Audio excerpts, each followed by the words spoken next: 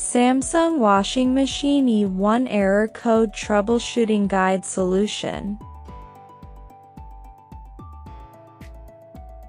Switch off the appliance and wait 30 seconds. After 30 seconds, switch on the appliance, start new program.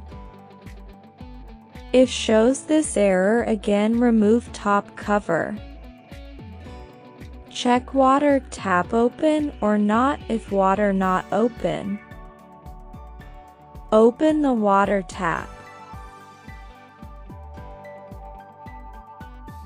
Open inlet valve pipe and check inlet valve filter. Filter may be blocked and choked. If this error continue occurring, remove top cover and back cover.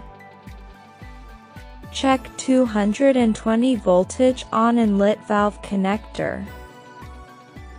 If the voltage coming, check inlet valve resistance.